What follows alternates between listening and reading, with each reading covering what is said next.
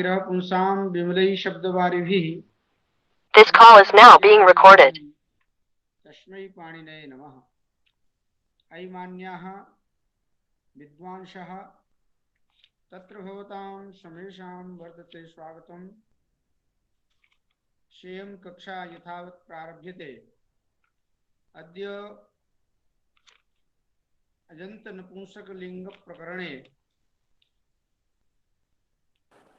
तो सानुशब्दस्य। गुरुजी ये तो बहुत क्षीण आवाज आता है, सुनाई नहीं देता है। अच्छा अच्छा, अब आवाज सही आएगा। अब आवाज सही आ रहा है। हाँ जी आचार्य जी। हाँ ठीक है ठीक है ठीक। तो नपुंसकलिंग प्रकरण में सानु शब्द की सिद्धि पर चलते हैं। सानु सानुनी सानूनी, पुनरपि सानु सानुनी, यहां तक तो ठीक है। जैसे ही सस विभक्ति लाएंगे तो वहां पर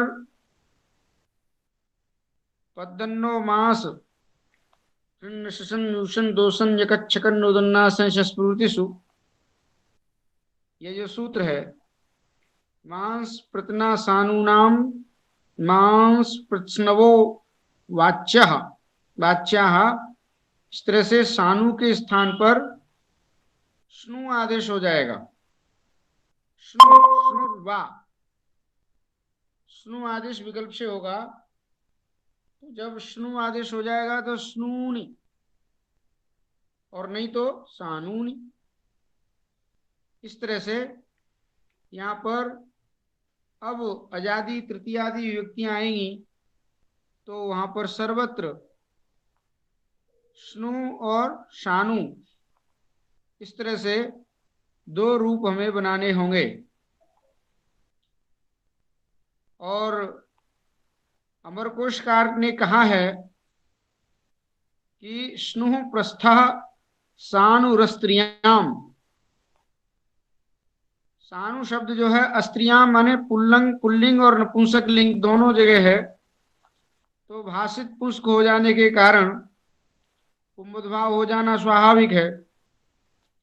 ये भाषित पुष्क क्या है, ये कल हमने कुछ चर्चा की थी आपसे, पर और अच्छी तरह से इस भाषित पुष्क को अवश्य समझ लीजिए। भाषित पुष्क का पारिभाषिक अर्थ होता है भाषितः पुमान येन, ये समास लभ्य। भाषितः पुमान येन सह तद भाषित पुष्कम शब्द स्वरूपम, ये मतलब जिसमें पुंसत्व और नपुंसकत्व दोनों का प्रवृत्ति निमित्त एक हो तो वह भाषित पुष्क कहलाता है। ये प्रवृत्ति निमित्त क्या होता है, इसको भी अच्छी तरह से समझ लीजिए। इदानीं संस्कृत भाषायां एव उच्यते यतो हि अस्माकं ये श्रोतारः विद्यन्ते ते अतीव विद्वांसः। अत्र नास्ति कश्चिदपि एतादृशः श्रोता यः संस्कृत भाषायां नावगच्छेत्। अतः प्रवृत्ति निमित्तं नाम किम्, एतत् सर्वम् अवश्यमेव अस्माभिः ज्ञातव्यं। यथा घटपटादि शब्दाः घटत्व पटत्वादि रूपेणैव तत्तद् व्यक्तिं प्रत्याययन्ति। सावधान चेतसा श्रोतव्यम्। इदानीं घटप्रतीतिः घटत्वेन, पटप्रतीतिः पटत्वेन भवति। यथा यद्यपि घटप्रतीतिः द्रव्यत्वेन यद्वा पृथ्वीत्वेन भवितुमर्हति, परन्तु वस्तुतः घटप्रतीतिः घटत्वेनैव यथा भवति, पटप्रतीतिः पटत्वेनैव यथा भवति। अनेन किमायातम्, अनेन इदं स्पष्टतया जातं यत् यद् विशेषणं पुरस्कृत्य घटादि शब्दाः तत्तद् व्यक्तिषु प्रयुज्यन्ते। यथा घट शब्द घटत्व विशेषण आदाय घट व्यक्तिषु प्रयुज्यते घट शब्द, तो तद विशेषणम एव प्रवृत्ति निमित्तम उच्यते। घटस्य प्रवृत्ति निमित्तम घटत्वम, पटस्य प्रवृत्ति निमित्तम पटत्वम। अतः पटत्वम नाम किम? वाच्यतावच्छेदक रूपम। घटत्ववाच्यः घटः, तस्मिन् तिष्ठति वाच्यता, वाच्य घटः, अतः वाच्यता घटे, वाच्यतावच्छेदकम घटत्वम। अतः प्रवृत्ति निमित्तम नाम वाच्यतावच्छेदकत्वम। अनया रीत्या नपुंसकत्वे लिंगांतरे वा, नपुंसकत्वे लिंगांतरे च यस्य एकमेव वाच्यतावच्छेदकम तत्शब्द स्वरूपम भाषित पुंसकम भवति इति अवश्यमेव विज्ञातव्यम। यथा एकमेव पीलुर्वृक्षः और पीलुर्वृक्षः पीलुफलम्, अत्र उभयत्र पीलुत्वम् एकमेव, अतः तत्शब्द स्वरूपम भाषित पुष्कम। अर्थात प्रवृत्ति निमित्त जहां दोनों का एक होगा, प्रवृत्ति निमित्त जहां एक हो जाएगा, वही भाषित पुष्क कहलाएगा। कल हमने जो उदाहरण दिया था अनादि शब्द के बारे में, अनादि शब्दोऽयं त्रिषु लिंगेषु वर्तते। अनादि ब्रह्म, अनादि ईश्वरः पुंसि और अनादि माया। तो अनया रीत्या त्रिष्वपि लिंगेषु स्थितोऽयम् अनादि शब्दः अनादित्व प्रवृत्ति निमित्तम एकमेव आदाय प्रवर्तते। अतः स्वयं शब्दः अनादि शब्दः भाषित पुंस्कत्वेन व्यवह्रियते। एतद् अवश्यमेव अस्माभिः विज्ञातव्यम्। अतः प्रवृत्ति निमित्तैक्ये इति ग्रंथकारः तृतीयादिषु भाषित पुष्कम कुम्भदगालवस्य इत्यस्मिन् सूत्रे ग्रंथकारः वृत्तौ लिखति यत् प्रवृत्ति निमित्तैक्ये, माने प्रवृत्ति का निमित्त तीनों लिंगों में जिस शब्द का एक रूप में होता हो वह भाषित पुष्क कहलाएगा। और वह भाषित पुष्क यदि ईगंत है तो वह विकल्प से टादि अजादि विभक्ति पर रहते कुंभद भाव को प्राप्त होगा। ये बात हमने कल चर्चा की थी। आज फिर हमने थोड़ा सा उत्साह में आकर के आपको थोड़ा संस्कृत में आपको बतला दिया। अतः यहाँ स्नु शब्द भी हमें वैसे ही समझ लेना होगा। यह स्नु शब्द भी भाषित पुष्क ही है, शानु शब्द भी। अतः यहाँ पुंभद भाव भी होगा और नपुंसकत्व भी रहेगा। नपुंसकत्व रहेगा तो एकोच विभक्ति उसे नुम होगा, और पुंभद भाव होगा तो वहां पर उवम होता चला जाएगा और रूप बनते चले जाएंगे। इसमें कहीं कोई भी संदेह नहीं है। अब आया शब्द प्रियकोष्ठ शब्द। प्रियकोष्ठ, प्रियकोष्ठुनी, प्रियकोष्ठूनि। यहां पर एक वचन में और द्विवचन में तो कोई समस्या नहीं है, सर्वनाम स्थान संज्ञा ही नहीं होनी है। अतः त्रिज्युत क्रोष्टु सूत्र जो है सर्वनाम स्थान पर रहते त्रिज्युत भाव करेगा। एक वचन और द्विवचन में तो त्रिज्युत भाव होना नहीं है। जैसे ही बहुवचन आएगा, जस और सस आएगा, तो उस स्थिति में से सर्वनाम स्थानम से उसकी सर्वनाम स्थान संज्ञा हो जाएगी, परंतु सर्वनाम स्थान पर मिल जाएगा। अतः त्रिज्युत क्रोष्टु सूत्र के द्वारा वहां पर त्रिज्युत भाव प्राप्त होगा, परंतु नहीं होगा, क्योंकि हमने एक वार्तिक आपको पहले वार्तिक वचन पढ़ाया था नुम चिर त्रिज्युत भावेभ्यो नुम पूर्व विपरीत से थे ना, पूर्व विपरीत से यहाँ पर नुम पहले हो जाएगा, त्रिज्युत भाव से भी पहले नुम हो जाएगा। तो नुम होते ही त्रिज्युत भाव की जो समस्या आ रही थी, आपत्ति आ रही थी, वो निराकृत हो जाएगी। तो प्रिय क्रोष्टूनि यही बनेगा, प्रिय कोष्ठ, प्रिय क्रोष्टुनी, प्रिय कोष्टूनि। पुनरपि प्रिय कोष्टु, प्रिय कोष्टुनी, प्रिय कोष्टूनि। इस तरह से हमने प्रथमा और द्वितीय विभक्ति में रूप चला लिए। और जैसे टादि तृतीयादि विभक्ति लेके आएंगे तो वहां पर यह शब्द भाषित पुष्क है। अतः प्रिय क्रोष्टु या प्रिय क्रोष्टा यस्य सह प्रिय क्रोष्टु, और यस्या सा या यस्य तत्कुलम, ये सब जगह त्रिषु लिंगेष्वपि प्रिय क्रोष्ट शब्द से सत्वात्, और त्रिष्वपि एकम एव भाषित पुष्कम वर्तते, प्रवृत्ति निमित्तम वर्तते। अतः प्रिय क्रोष्ट शब्द भाषित पुष्कत्वात् तृतीयादिषु भाषित पुष्कम पुंपद गालवस्येत्यनेन सूत्रेण अत्र पुंपद भावो भविष्यति। अतः यदा पुंपद भावः तदानीं त्रिज्युत भावः। अतः प्रिय क्रोष्ट्रा अथ च प्रिय क्रोष्टुना, प्रिय क्रोष्टु त्रिज्युत भाव होगा और तो यण हो जाएगा, प्रिय क्रोष्ट्रा हो जाएगा। और जब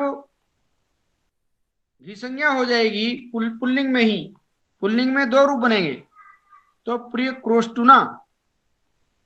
आपने अजंत पुल्लिंग में यह शब्द दो रूप से चलाते हुए आपने पढ़ा होगा, देखा होगा। अतः वैसे ही प्रिय क्रोष्टुभ्याम, प्रिय क्रोष्टुभिः, वहां तो कोई संदेह ही नहीं है। जैसे ही चतुर्थी का एक वचन आएगा तो प्रिय क्रोष्ट्रे और प्रिय क्रोष्टवे और प्रिय क्रोष्टुने। ध्यान रखना, यहां तीन रूप बनेंगे। चतुर्थी के एक वचन में तीन रूप बनेंगे। एक बार तो यण होकर के प्रिय क्रोष्ट्रे, और एक बार विसंज्ञा हो जाने के कारण प्रिय क्रोष्टुवे, प्रिय क्रोष्टवे, और एक बार नुम होने के बाद प्रिय क्रोष्टुने। और ऐसा ही पंचमी का एक वचन प्रिय क्रोष्टुना, पूर्वम तो प्रिय क्रोष्टु, फिर प्रिय क्रोष्टोः और प्रिय क्रोष्टुनः।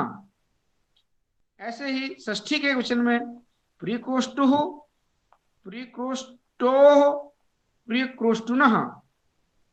और द्विवचन में, षष्ठी के द्विवचन में दो ही रूप बनेंगे। जब षष्ठी का बहुवचन आएगा तब वहां पर नुट भी प्राप्त है, परंतु नुम चिर त्रिज्युत भावेभ्यो नुट पूर्व प्रसिद्धेन, त्रिज्युत भाव भी प्राप्त है, नुट भी प्राप्त है, उमुद भाव भी प्राप्त है। तो पहले क्या हो, यण भी प्राप्त है, तो सबको बात करके पहले नुट हो जाएगा। तो नुट होने पर प्रिय कोष्टु नाम यही रूप बनेगा।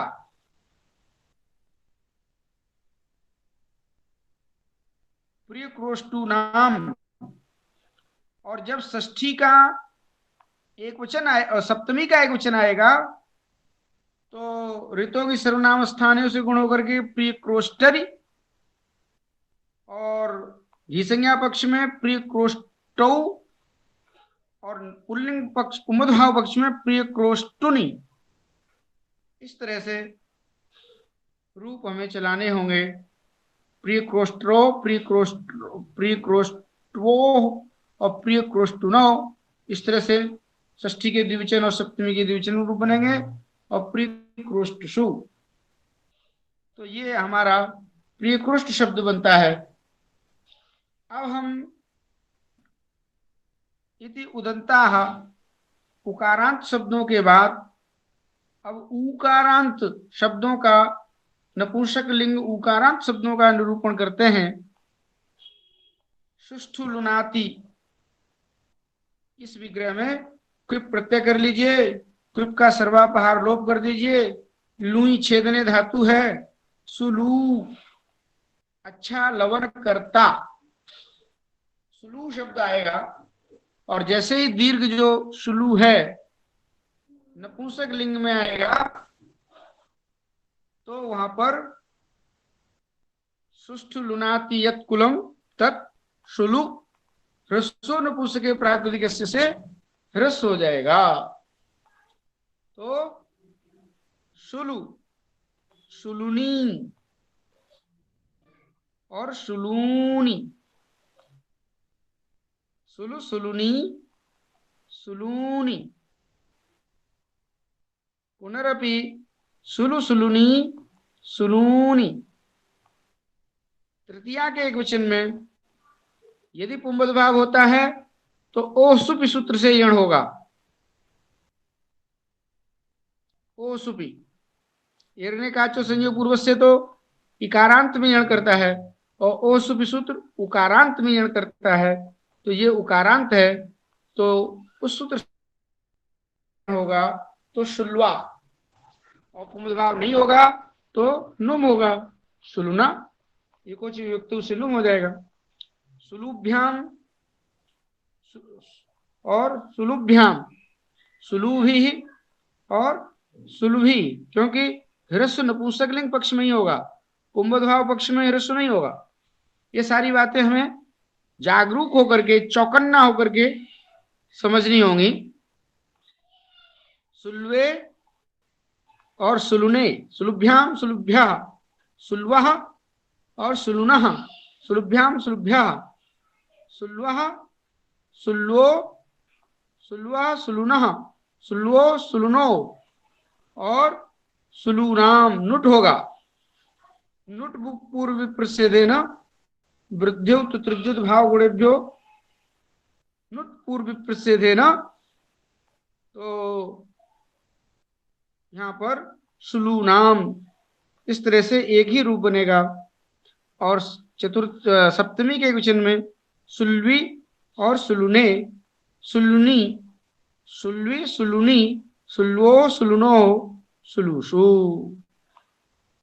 इस तरह से यहाँ पर भी हमने ये दीर्घ उकारांत शब्दों को पूरा समझ लिया। अब हम ऋकारांत शब्दों की तरफ बढ़ रहे हैं। अजंत नपुंसक लिंग ऋकारांत शब्द कैसे चलेंगे, तो धात्री शब्द को बता रहे हैं। धात्री शब्द दधाती थी, धात्री, यहाँ पर ऋदुसनस्पृदंसो ने हसांच सूत्र के द्वारा अनंग नहीं होगा। क्यों नहीं होगा? न लुमतांग से सूत्र निषेध कर देगा। अरे भाई सु व्यक्ति लाएंगे, सु और अम लाएंगे तो समोर नपुंसकात से सु का और अम का लुक हो जाएगा। अब आप प्रत्यय लक्षण करके ऋदुसनस्पृदंसो ने हसांच से अनंग करना चाहें तो अनंग नहीं होगा। क्यों? न लुमतांग से निषेधात। इसलिए धात्री यही बनेगा। और द्विवचन में एकोच विभक्तु से नुम हो जाएगा, रिवर्णान श्रेणत्वम वाच्यम श्रेणत्व हो जाएगा तो धात्रिणी। और बहुवचन में सर्वनाम स्थाने चा संबुद्ध से दीर्घ हो जाएगा, क्योंकि सी की सर्वनाम स्थान संज्ञा हो जाएगी तो सर्वनाम स्थान चा संबुद्ध से दीर्घ होकर के धात्रीणी अणत्व होकर के। और संबुद्धि के वचन में हे धातः। क्यों? हे धाता कैसे बनेगा?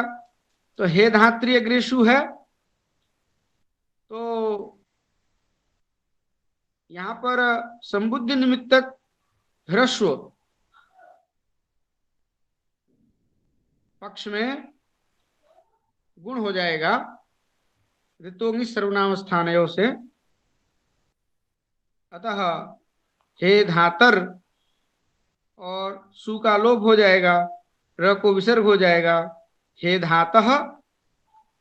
और न नुमतांग से सूत्र जो है अनित्य है, कभी वो प्रत्यय लक्षण कर देगा तो सु का लोप हो जाएगा, हे धात्री यही रह जाएगा। इस तरह से दो रूप बन जाएंगे। तो अब रूप कैसे चलेंगे? धातृ धात्रिणी धात्रीणी, पुनरपि धातृ धात्रिणी धात्रीणी, हे धातः। इसके बाद जैसे ही तृतीया विभक्ति आएगी,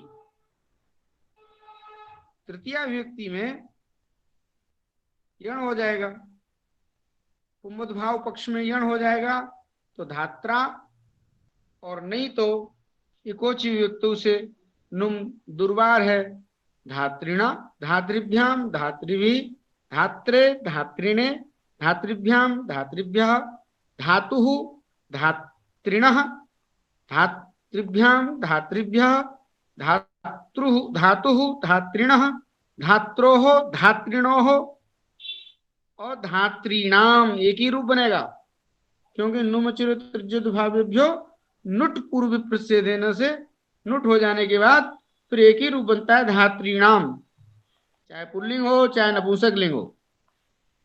और सप्तमी के वचन में धातरी, ऋतों की सर्वनावस्थानियों से गुण हो जाएगा, और धात्रोः धात्रिणोः और धातृषु, हे धातः। इस तरह से यहाँ पर संबुद्धि के एक वचन में भी हमें ह्रस्वस्य गुणः सूत्र है। जैसे हे धात्री अग्रे, हे हरि अग्रे सुविभक्ति लाते हैं तो ह्रस्वस्य गुणः से गुण कर देते हैं ना, वैसे हे धात्री अग्रेषु, तो यहाँ पर भी ह्रस्वस्य गुणः से गुण हो जाएगा, गुण होगा री को अर्गुण हो जाएगा। हे धातर अग्रेषु, सु का लोप कर देंगे, किससे? संबुद्धि का अवयव हल का लुप होता है, हेंग ह्रस्वात् संबुद्धे, एगंतात् ह्रस्वांतात् चांगात् धल लुप्यते। तो ये एगंत नहीं है, ह्रस्वांत नहीं है, कैसे लोप करोगे? तो अन्यादिना लोप कर देंगे।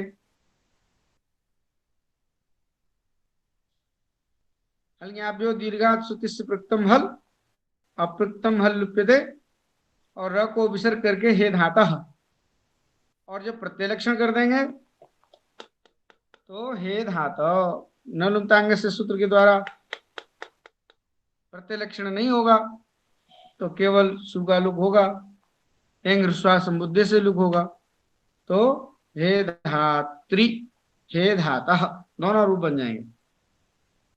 अब हम ओकारांत, एकारांत और ओकारांत शब्दों को आगे ग्रंथकार ने लिखा है कि धात्री शब्द के जैसे रूप चलते हैं वैसे ही ज्ञात्री और कर्त्री शब्द के रूप भी बन जाएंगे।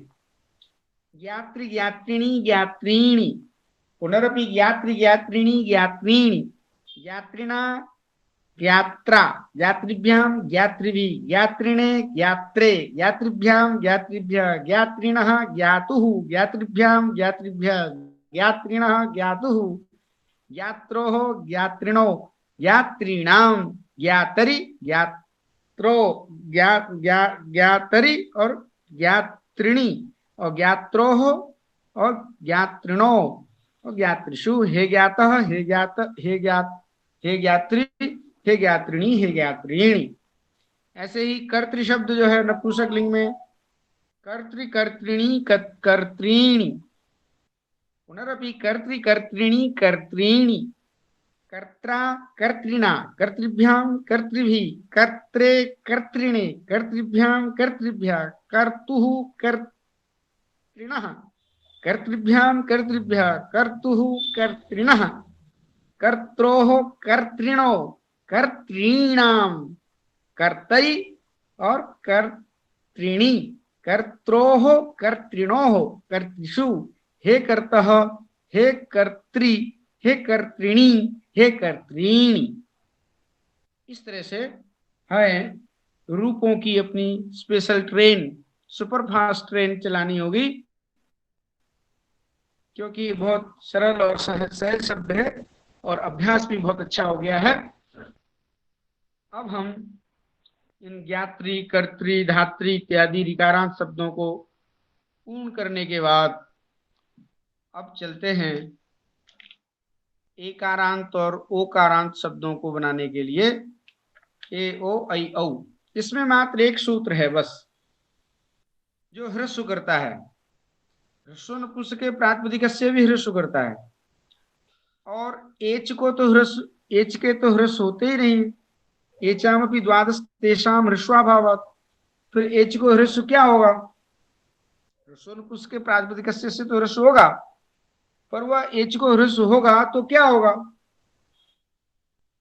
तब उसकी व्यवस्था बनाने के लिए यहां पर एच ईघ्रस्वादेशे यह सूत्र आता है।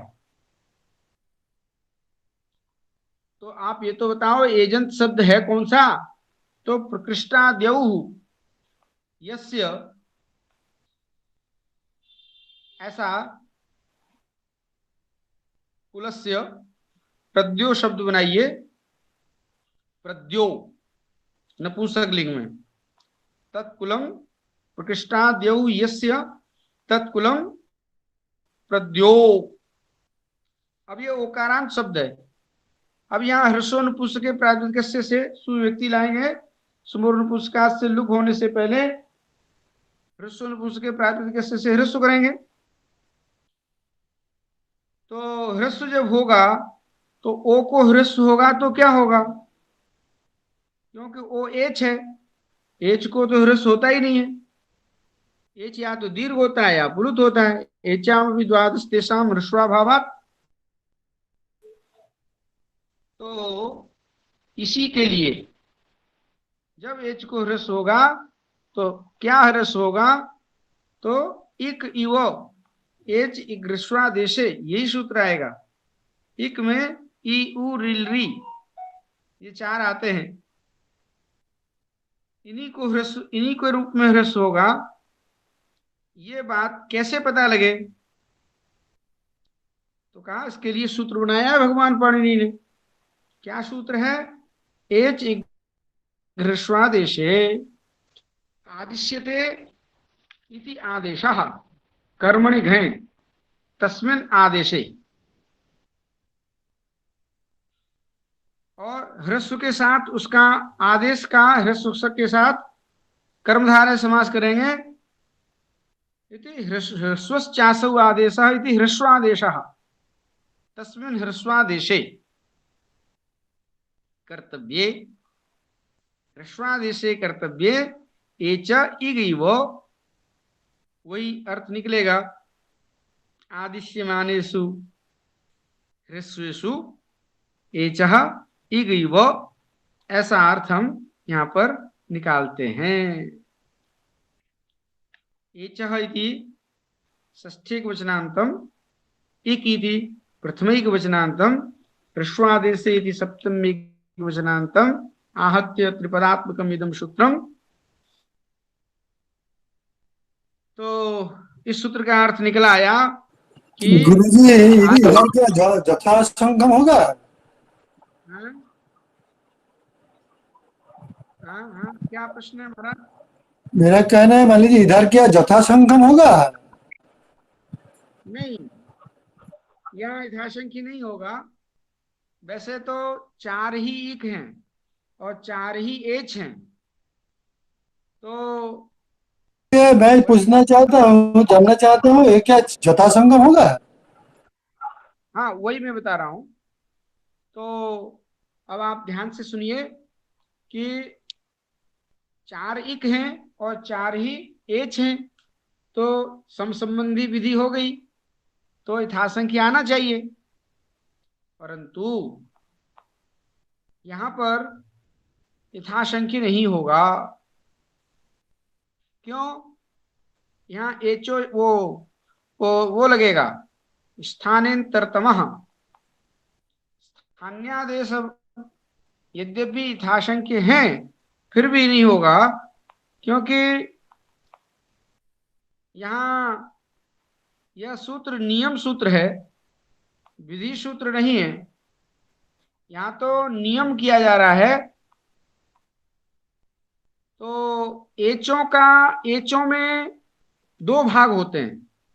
जैसे ए है तो अ और ई, तो जो पूर्व भाग है ए और ओ में वह अ है, और उत्तर भाग जो है वह ई और उ है। ए में ई है उत्तर भाग, और ओ में उत्तर भाग उ है।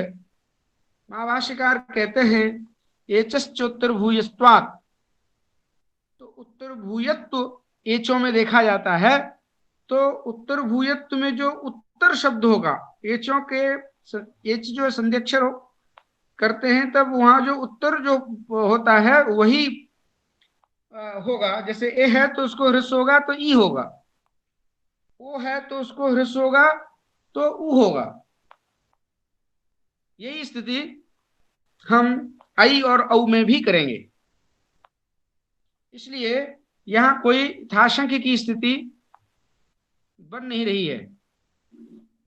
विधि सूत्रों में परिभाषा सूत्र जाते हैं, नियम सूत्रों में परिभाषा सूत्र नहीं जाते, क्योंकि एच ग्रीष्वादेश सूत्र ये नियामक सूत्र है कि एच को जब ह्रस्व हो तो ए को ई हो और ओ को उ हो।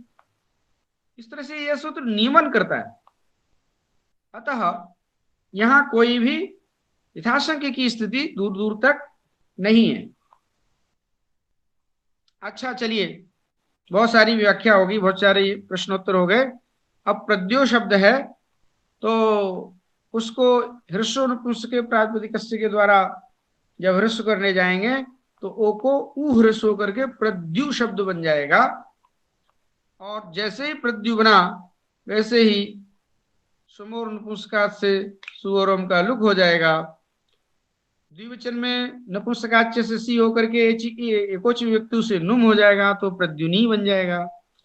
और बहुवचन में जस्सो सी से सी आदेश हो जाएगा, सी सर्वनाम स्थानम, और एकोच व्यक्ति से नुम, और नान्त की उपधा को दीर्घ प्रद्युनि, प्रद्यु प्रद्युनि प्रद्युनि, पुनरपि प्रद्यु प्रद्युनि प्रद्युनि और प्रद्युना। यहां पुंबद भाव नहीं होगा। यहां पुंबद भाव क्यों नहीं होगा? कहते हैं कि भाषित पुरुष के ही नहीं है। यद इगंतम ग्रंथकार लिखते हैं यह न पुंबद, यद इगंतम प्रद्युति तस्य भाषित पुष्कत्वाभावात्, स्पष्ट लिख दिया। प्रद्यु शब्द जो ह्रस्व होकर के इगंत बनाया है वह भाषित पुष्क ही नहीं है। तो ये स्थिति जब भाषित पुष्क ही नहीं है तो तृतीयादेश भाषित पुष्कम पुमुदगालवस्य से पुमुदभाव भी नहीं होगा। तो एक ही रूप बनेगा और सब जगह नुम करते चले जाइए। प्रद्युना प्रद्युभ्याम प्रद्युभिः, प्रद्युने प्रद्युभ्याम प्रद्युभ्यः, प्रद्युनः प्रद्युभ्याम प्रद्युभ्यः, प्रद्युनः प्रद्युनो प्रद्युनाम प्रद्युनि प्रद्युनो प्रद्युषु। षष्ठी के बहुवचन में प्रद्युनाम। अस्तु, हे प्रद्यु, हे प्रद्युनि, हे प्रद्युनि। ऐसे ही एवं अग्रेपी, इस तरह से हम ओकारांत शब्दों के रूप चला चुके हैं। अब प्ररई शब्द है, ये वही रई शब्द है जो पुल्लिंग में है, परंतु प्र उपसर्ग करके समास करके इसको हमने नपुंसक लिंग बना लिया है।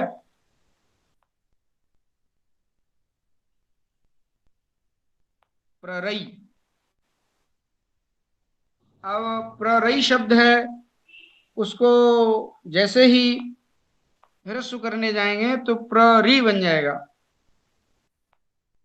आई को भी ह्रस्व जब करते हैं तो ई बनेगा। तो प्ररी प्रकृष्ट राह धनम यस्य कुलस्य तत्कुलम प्ररी। और प्ररि प्ररिणी प्ररीण वारि वारिणी वारिणी की तरह प्ररि प्ररिणी प्ररीण पुनरपि प्ररि प्ररिणी। और जैसे ही सस विभक्ति लाएंगे तो वहां वहां आत्त हो जाएगा। हाँ हाँ, सस में भी आत्तु क्यों होगा? यहां भी प्ररीण बनेगा, सर्वनाम संज्ञा होने के कारण। प्ररि प्ररिणी प्ररीण, पुनरपि प्ररि प्ररिणी प्ररीणी, और टादी अजादी विभक्ति पर रहते, टादी अजादी विभक्ति पर रहते, यहाँ पुंबद भाव का विकल्प प्रद्यु शब्द की तरह समझना होगा कि जिस तरह से प्रद्यु शब्द में पुंबद भाव नहीं होता, उस तरह से यहां पर भी प्ररीणा और प्रराभ्याम, यहाँ प्रराभ्याम में रायोहलि सूत्र का स्मरण करना चाहिए। कहते हैं रायोहलि कैसे लगा लिया आपने? तो कहा एक देश विकृतस्य अनन्यत्वात्, ह्रस्व करके आपने प्ररई में आई को प्ररी बना लिया, प्ररी अग्रेभ्याम, फिर भी आत्त हो जाएगा। एक देश विकृतस्य अनन्यत्वात्, इसलिए प्रराभ्याम प्रराभी, प्ररीणे प्रराभ्याम प्रराभ्यः, प्ररीणः प्रराभ्याम प्रराभ्यः, प्ररीणः प्ररीणो। अब यहां पर आम विभक्ति में मतांतर है। माधवाचार्य ये कहते हैं, ग्रंथकार ने लिखा है, नुमचिर त्रिज्युद्भ्यो नुमचिर त्रिज्युद् भावेभ्यो नुट पूर्व प्रसेदेन, इससे पहले नुट करेंगे और नामी से दीर्घ करके प्रराणाम, नुट करने पर आत्तु करेंगे, रायोहलि लगाएंगे, नुट करते ही वह हलादी विभक्ति बन जाएगा तो आत्त हो जाएगा, ऐसा माधवाचार्य का मत है प्रराणाम। और वास्तविक ग्रंथकार का मत है वस्तुतस्तु सन्निपात परिभाषया नुटि आत्वम न, सन्निपात परिभाषा के द्वारा नुट जब हो जाता है तो सन्निपात परिभाषा के द्वारा फिर आत्तु नहीं होता, रायोहलि सूत्र नहीं प्रवृत्त होगा, सन्निपात परिभाषा का विरोध आ जाएगा। इसलिए प्ररीणाम, नामी से दीर्घ होकर के नाम इति दीर्घस्तु आरंभ सामर्थ्यात् परिभाषा सन्निपात परिभाषा बाध्यते, इसलिए प्ररीणाम, दीक्षित जी के मत में प्ररीणाम और माधवाचार्य के मत में प्राणाणाम, ये अंतर आएगा। और सप्तमी के एक वचन में प्ररीणी प्ररीणो और प्ररासु, रायोहलि से आत्त होकर के प्ररासु। प्रथमा के एक वचन में तो सु बचता ही नहीं है, इसलिए रायोहलि लगेगा नहीं, क्योंकि वहां तो सुमोर्ण पुरस्कार से सु का लुक हो जाता है, इसलिए वहां तो प्ररी यही रूप बनता है। इस तरह से हमने एदंत शब्द समझ लिए। अब आया अच्छी नौका वाला कुल, सुनौ, सुशोभना नौर यस्य कुलस्य इति सुनौ। अब इसको ह्रस्व होकर के सुन बन जाएगा, एच ग्रीष्वादेश से औ को ह्रस्व होकर के ऊ हो जाएगा और बिल्कुल बारी शब्द की तरह रूप चल जाएंगे। सुनु सुनुनी सुनूनी, सुनु सुनुनी सुनूनी, सुनुना सुनौभ्याम सुनौभिः, सुनुने सुनौभ्याम सुनौभ्यः, सुनुनः सुनौभ्याम सुनौभ्यः, सुनुनः सुनुनो सुनूनाम, सुनुनि सुनुनो सुनौसु इति औदन्ताः इति अजंत नपुंसकलिंग प्रकरणम संपूर्णम। यहीं पर पाठ विराम करते हैं और कल से अपने अध्ययन अध्यापन को अवकाश देते हैं। कल और परसों होली का अवकाश रहेगा, अतः हम द्वितीया से या फिर तृतीया से, जैसा भी होगा सूचना दी जाएगी, पाठ प्रारंभ करेंगे। और ये तीनों लिंगों का रूप यहाँ पर आज पूरा हो गया। अब आपसे वार्तालाप करने का मन कर रहा है, अब आप चर्चा कर सकते हैं। गुरुजी रंगोत्सव पढ़ा है जो हाँ, बहुत अच्छा लिखा। बहुत आनंद आया। आपने अच्छा लिखा रंगोत्सव। और हम लोगों की यह जो संगति है वह निश्चित रूप से हमारे अभ्यास को बढ़ा रही है।